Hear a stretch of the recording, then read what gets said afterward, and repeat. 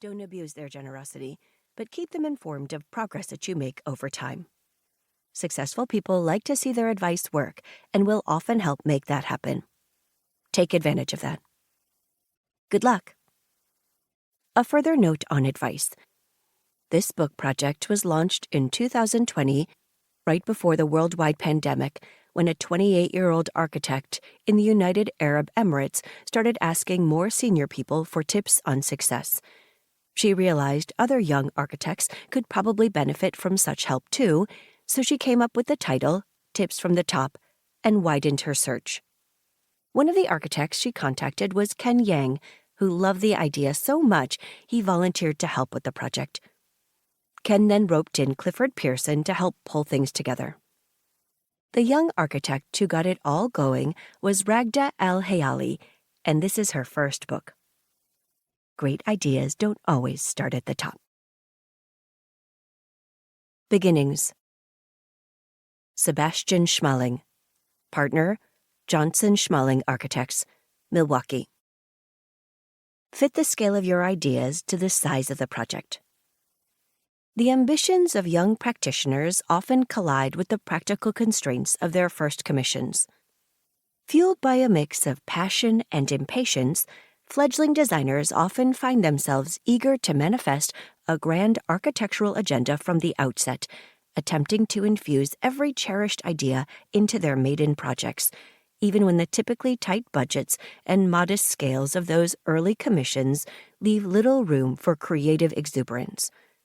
When an architect's boundless aspiration clashes with the inherent limitations of a project, the outcome can be disastrous. In the best case, the design may simply be unbuildable. In the worst, it may turn into a deeply confused, poorly executed building. Neither scenario is particularly conducive to the reputation of an emerging practice. Recognizing that a single project is unlikely to encompass the entirety of one's architectural imagination, it is important to distill one or two specific goals that resonate profoundly with the designer. An intentional, strategic focus on a select few elements allows the architect to navigate around the many project constraints. This tailored approach transforms each commission into a deliberate stepping stone, where success is measured not by the grandiosity of a lofty concept, but by the precise execution of relevant architectural objectives.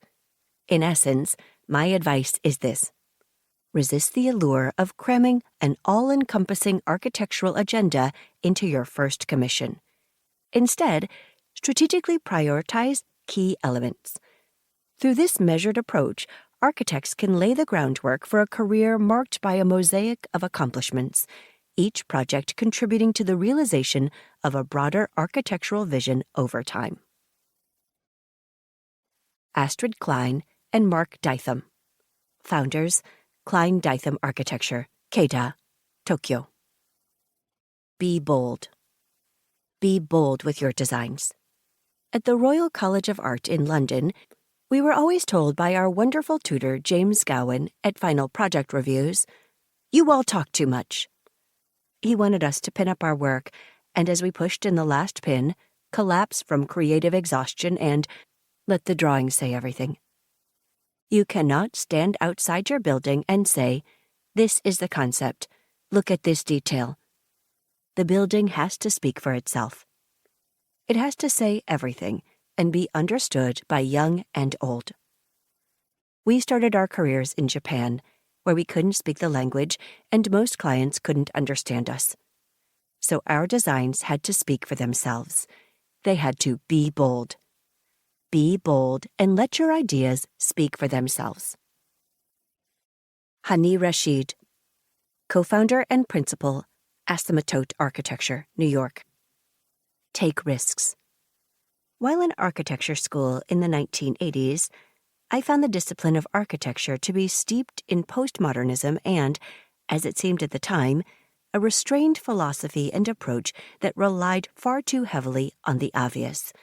Yet simultaneously, there was a sense in the air that the entire discipline of architecture was in a state of flux with dramatic changes looming, regardless of the stylistic flourishes of the time. To keep listening to this audiobook for free, click the link in the description. It will take you to a free Audible trial where you can listen to this and many other books for free for 30 days.